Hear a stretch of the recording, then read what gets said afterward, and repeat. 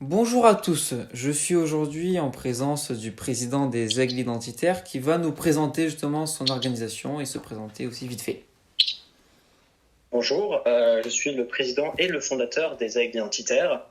Donc les Aigles Identitaires, c'est une organisation politique qui sert à réunir tous, tous les patriotes qui sont prêts à s'engager pour la France. C'est comme une fédération pour unifier les patriotes. Et voilà. D'accord. Et alors, est-ce que tu peux me parler un peu plus de la ligne politique en fait du groupe? Alors, l'organisation des Aigles Identitaires, c'est une organisation qui est de droite, qui est patriote, bien sûr. Mhm. Ça vise à réunir les patriotes.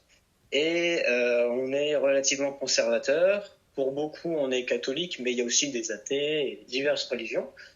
Donc, mais c'est quand même beaucoup de droite et conservateurs et qui servent à défendre la France. D'accord, bon, que des belles valeurs quoi en gros. Oui, tout à fait. Et justement pour y venir, est-ce que tu peux me parler un peu des principes et des valeurs principales en fait à l'organisation? Les valeurs et les principes, pour les valeurs, ça serait la loyauté, l'honneur, un peu aussi, la force de la France. Mhm. Et comme un combat, en fait. Enfin, pas un combat en tant que tel, mais plus un combat idéologique, mené D'accord, par oui. le savoir et l'honneur français. Très bien, oui. Encore une fois, tout ce qui représente la France, quoi. Tout à fait. Donc, est-ce que vous avez dans l'organisation des personnages que vous soutenez plus que d'autres? Des personnages, moi, de manière personnelle, je suis beaucoup Monsieur Zemmour. La plupart des choses qu'il dit, je trouve que c'est vrai. Et il y a aussi Madame Le Pen.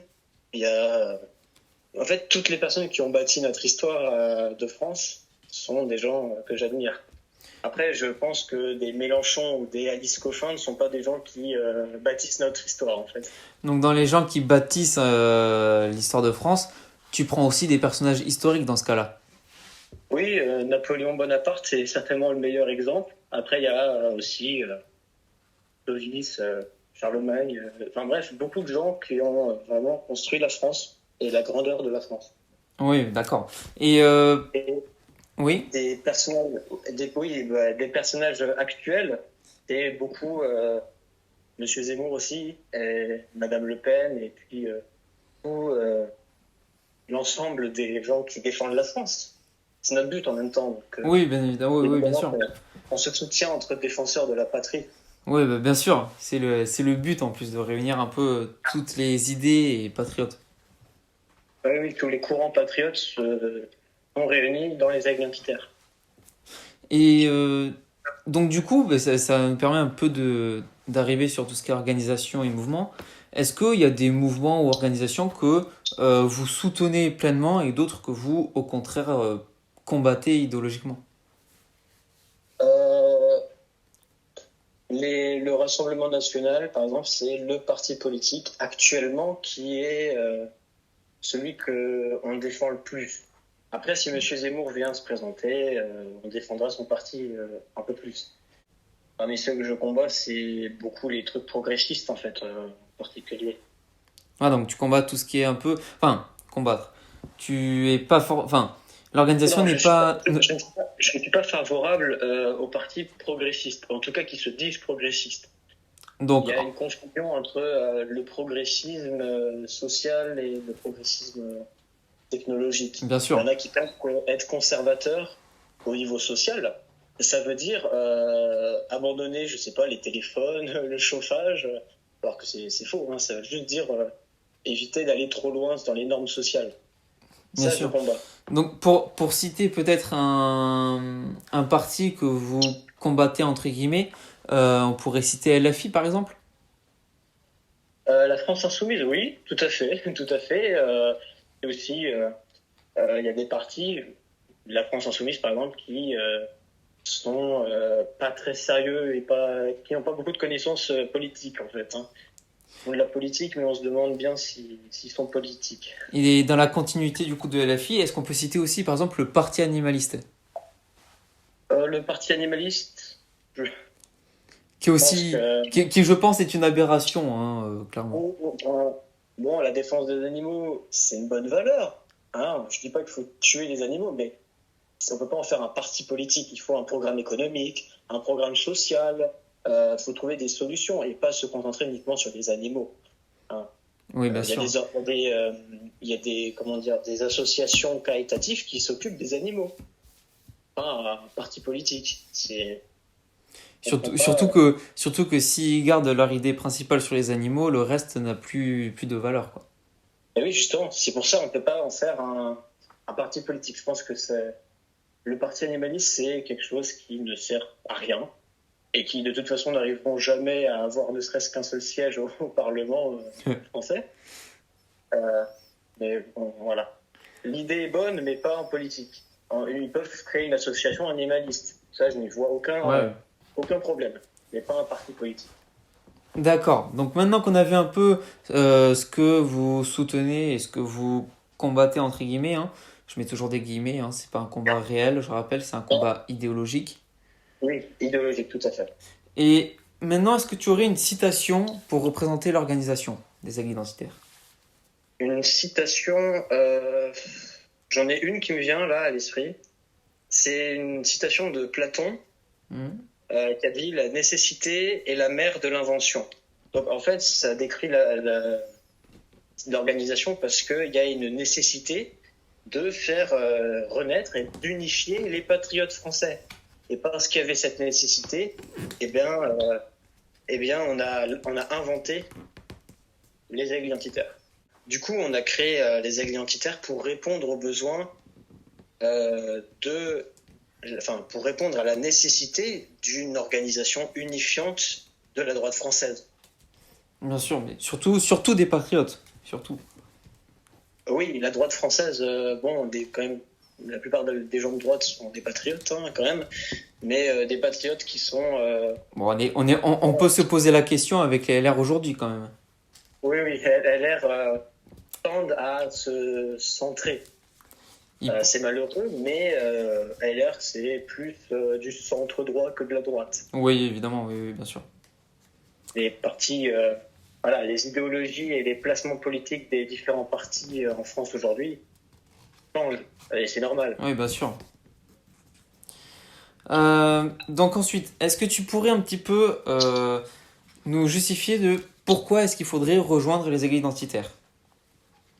Pourquoi faudrait-il rejoindre les aides identitaires Eh ben, c'est parce que actuellement, il n'y a aucune organisation, aucun mouvement, rien du tout qui souhaite unifier les patriotes, qui souhaite unifier les défenseurs de la patrie. Il n'y a rien qui souhaite unifier ça. Et donc, c'est pour ça qu'aujourd'hui, on a un poids politique relativement restreint. C'est parce qu'on est tous, voilà, d'un côté, il y a les impérialistes, de l'autre, il y a les patriotes, de l'autre, il y a les nationalistes, etc. Mais ils ont tous un point commun. Ils veulent tous défendre la France. Mais il n'y a rien, il n'y a aucun organisme actuellement qui souhaite réunir tous ces courants de pensée et se dire, voilà, tous ces gens, ils pensent pas tous pareil, mais ils ont tous un point en commun, c'est de vouloir défendre la France. Il n'y a aucun parti qui fait ça, il y a aucune organisation, et à part les aigles identitaires, en fait, il n'y a vraiment rien qui souhaite faire ça. Et donc, rejoindre les aigles identitaires, ça nous permettrait de prospérer et de pouvoir avoir un certain poids politique dans le futur, ce qui nous permettrait d'être plus forts et donc de pouvoir vraiment changer les choses. Nous rejoindre, si une personne nous rejoint, en fait, ça nous fait vraiment progresser beaucoup. Et c'est pas une phrase que je dis pour... c'est vraiment vrai, en fait. Chaque personne qui nous rejoint est une personne de plus qui se joue en combat qu'on mène pour la France. Bien sûr, mais justement, est-ce que tu penses pas que, pour rebondir un peu sur ce que tu dis, peut-être que les autres partis veulent pas se lier à, comme tu dis, les impérialistes, puis les patriotes, puis les nationalistes, justement pour des raisons qui sont politiques en fait. Chacun sert ses idées politiques et surtout ses ambitions politiques. Oui, Mais déjà, il n'y a pas de parti impérialiste. Donc, déjà, c'est pour commencer, eux, ils sont mis à l'écart dans la politique actuelle de la France.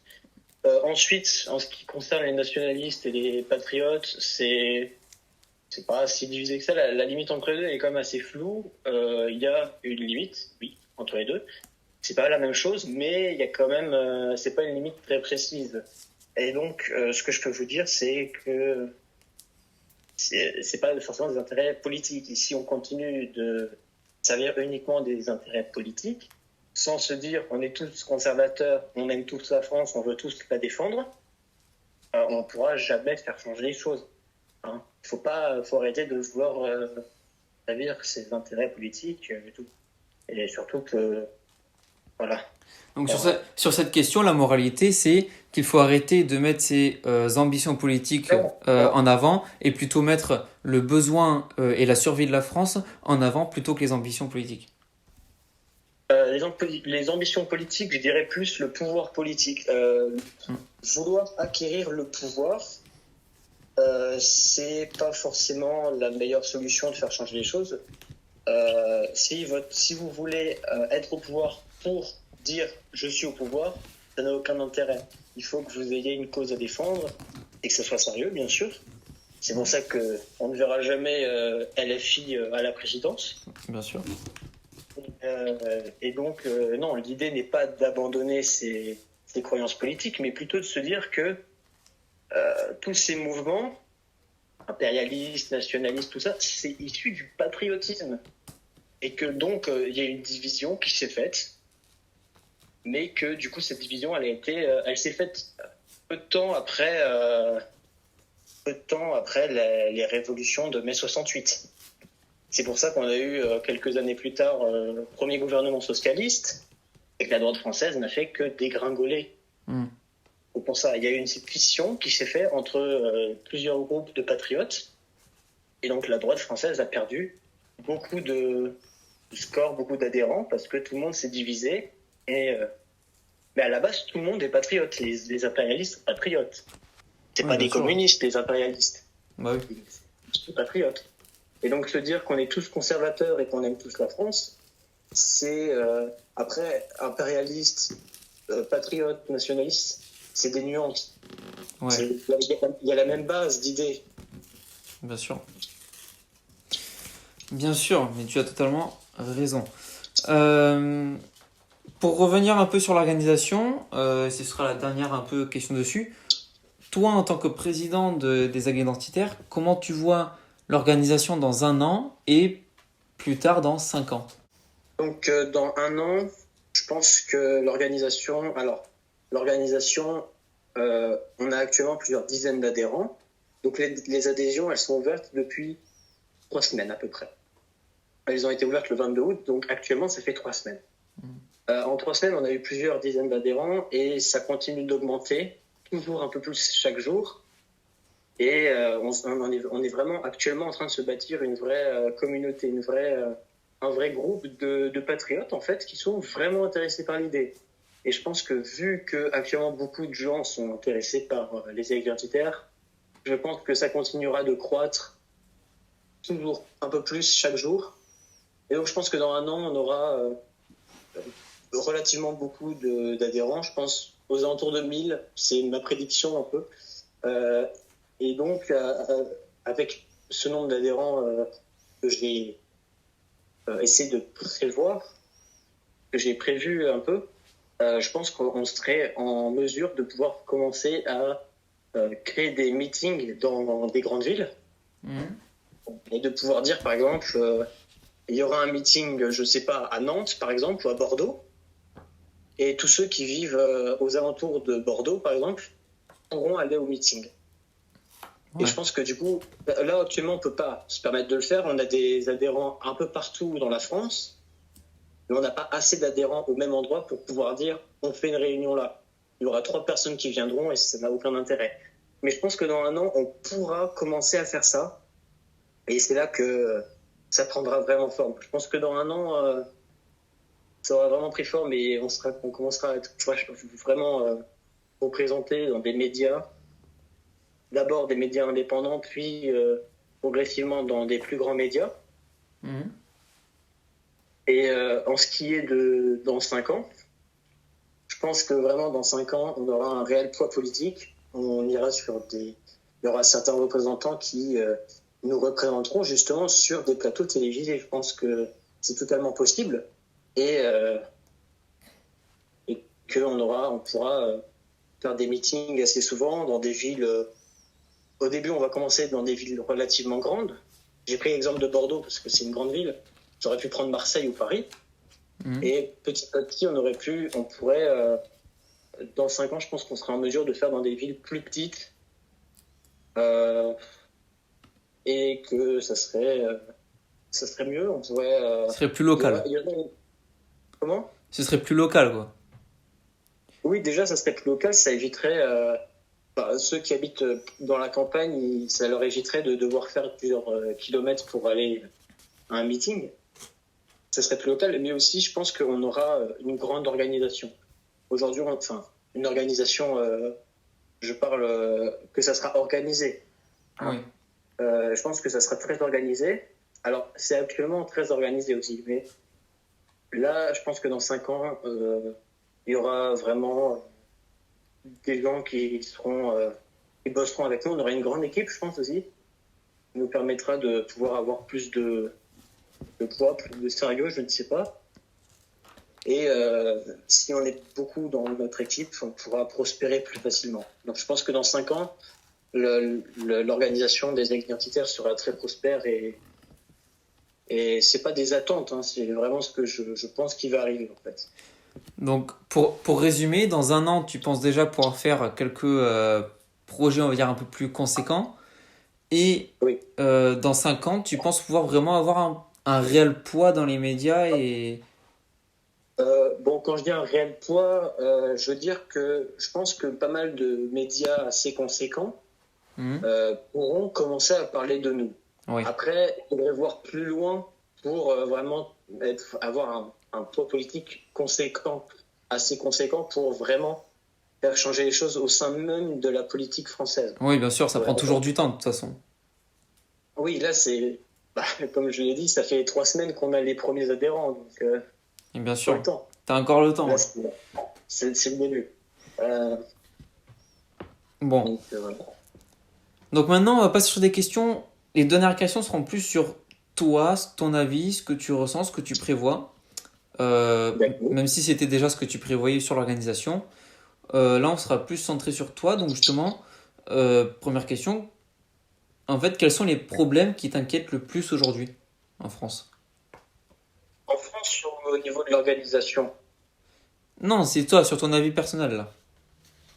ah, euh, en France, je pense que les plus grands problèmes en France, c'est pas l'immigration, mais c'est l'assimilation. Dans notre histoire, on a toujours eu des migrants, c'est vrai. Mais, par exemple, je vais prendre mon cas personnel.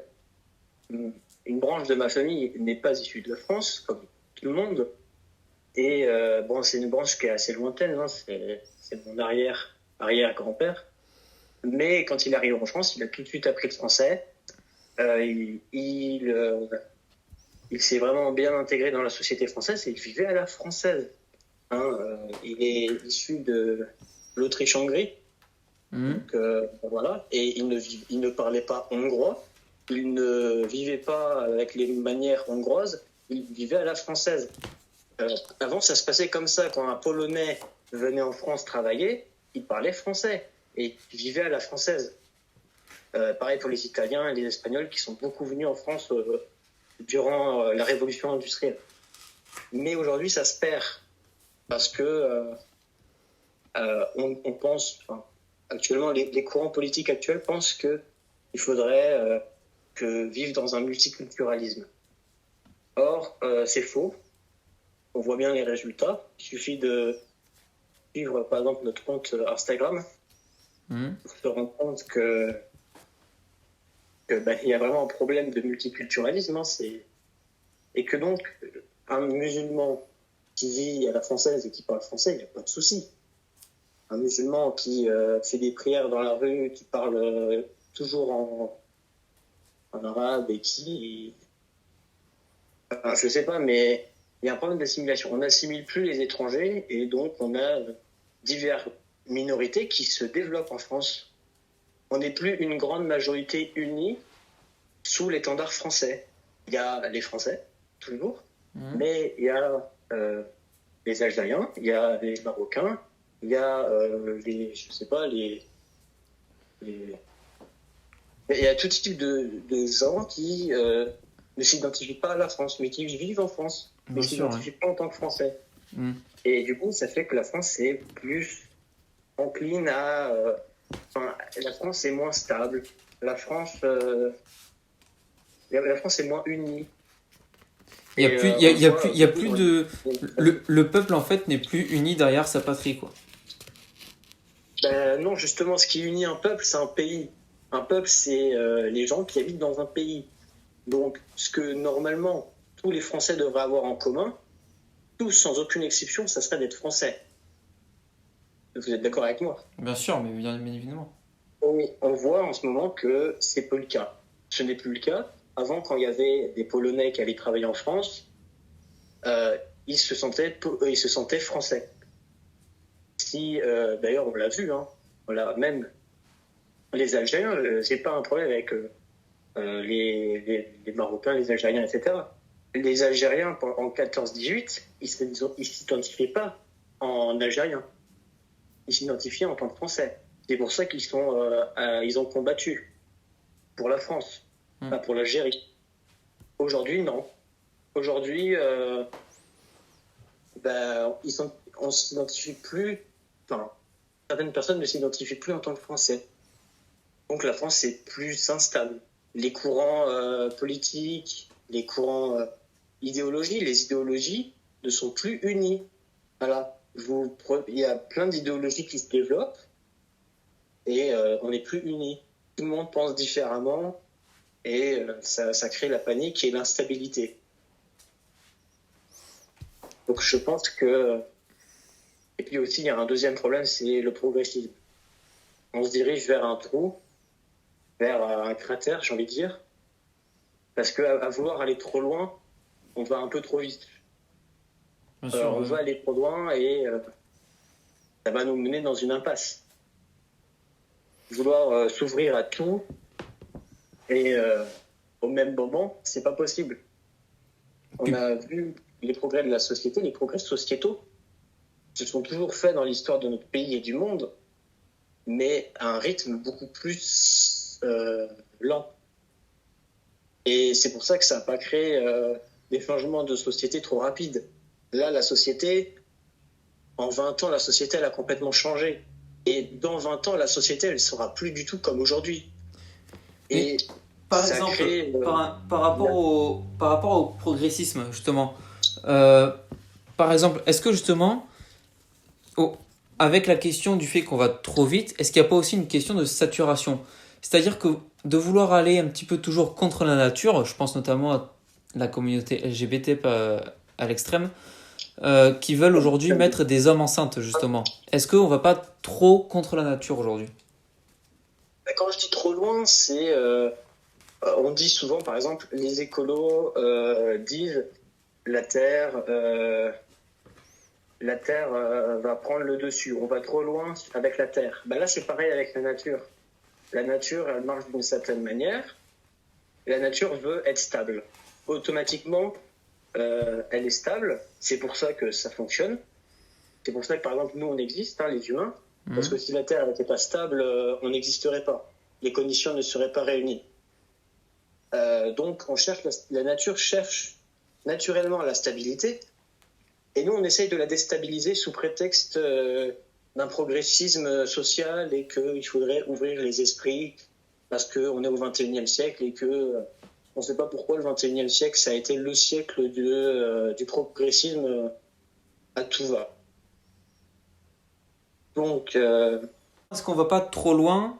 Je pensais notamment à la communauté LGBT qui cherche à mettre carrément des hommes enceintes et qui irait totalement contre nature. ah oui.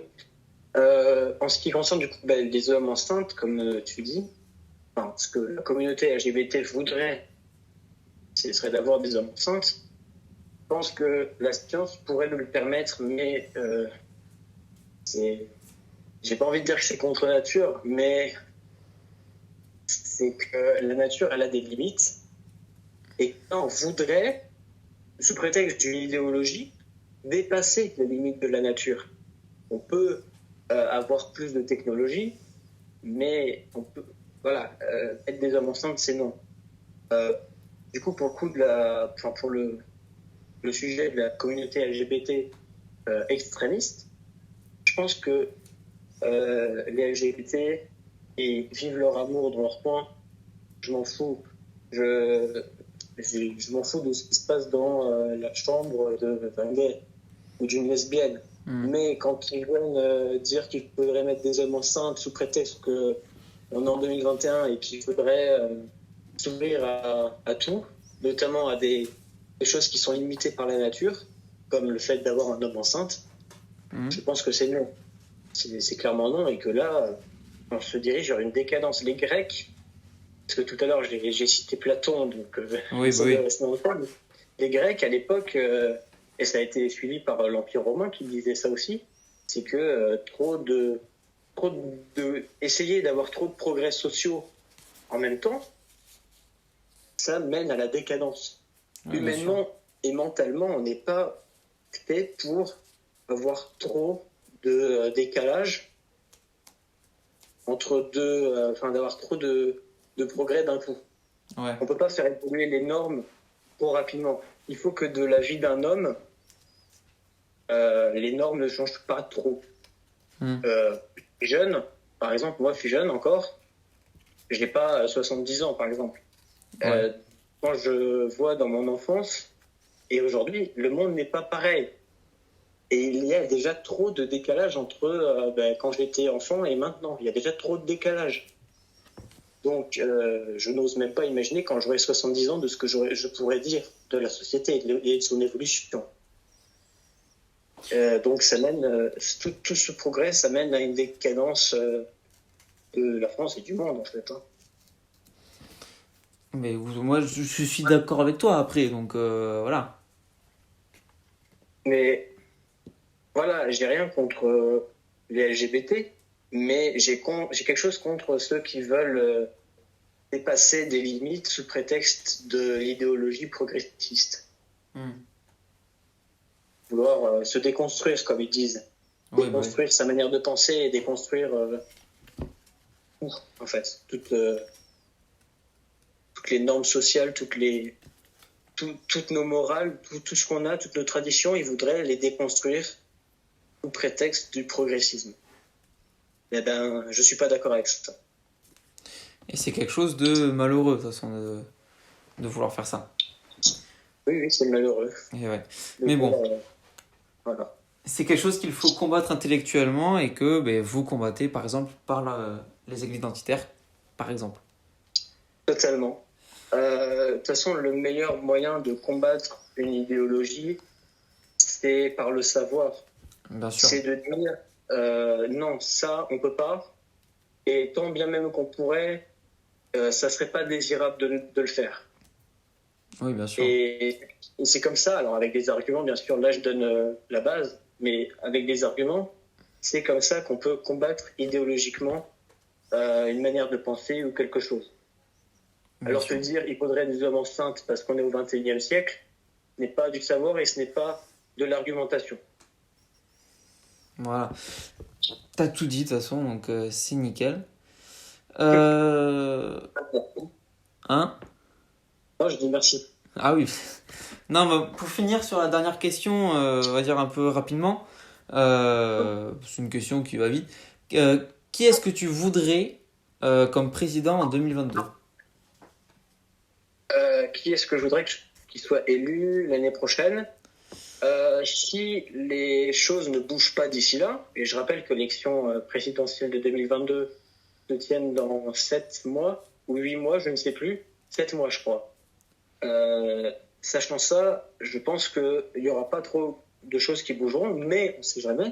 Si les choses ne bougent pas, je pense que ça serait Marine Le Pen que je voudrais à la tête de la France, même si ses idées ne coïncident plus trop avec ma vision personnelle des choses.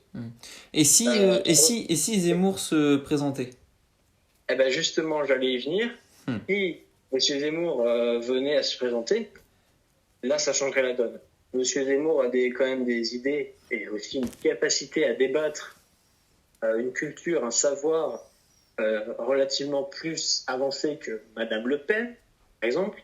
Je pense que Monsieur Zemmour est le candidat idéal, mais tant qu'il ne se présente pas, je ne peux pas dire que je le voudrais en tant que président. Il ne se présente pas, alors tant qu'il ne se présente pas, il ne peut pas être président. Oui, bien sûr, bah oui. Donc pour l'instant, c'est Madame Le Pen. S'il venait à se présenter, eh bien, je le voudrais lui en tant que président et pas Madame Le Pen. D'accord. Eh bien, écoute, moi j'ai fini, je n'ai plus de questions. D'accord. Donc, c'était un plaisir de t'avoir reçu ici.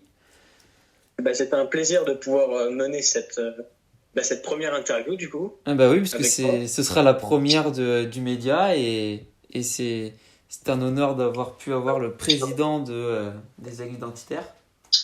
Eh oui, merci. Et donc, de toute façon, je vais mettre tous les liens qu'il faut. Donc, je mettrai le Instagram des Aigles Identitaires, je mettrai le site pour remplir ce formulaire d'adhérent. Et donc voilà quoi. Et j'ai bien le Discord aussi. Et le lien Il y a du un, Discord, évidemment. il y a un Discord de patriotes Oui. dirigé dirigé, dont sur le thème des actes identitaires. Donc ça veut dire que c'est un Discord euh, entre adhérents des actes identitaires et un Discord de patriotes. On discute entre patriotes là-bas. Bien Donc sûr. je vous invite tous à rejoindre, hein, franchement. Ça parle beaucoup d'histoire aussi, ce que j'ai Oui, vu. oui, beaucoup d'histoires. On y partage les objets historiques on y partage aussi des connaissances historiques.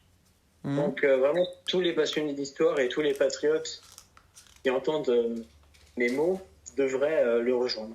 Je pense que c'est une bonne affaire. Eh bien, écoute, je pense qu'on va partir sur ce mot de la fin. Écoute, et puis, je vous remercie à tous de nous avoir écoutés. Je vous souhaite une bonne journée, matinée, réveil, nuit, soirée, tout ce qui peut y avoir. Et c'était un Moi aussi. plaisir d'avoir le président des Aigles Identitaires avec nous. Au revoir.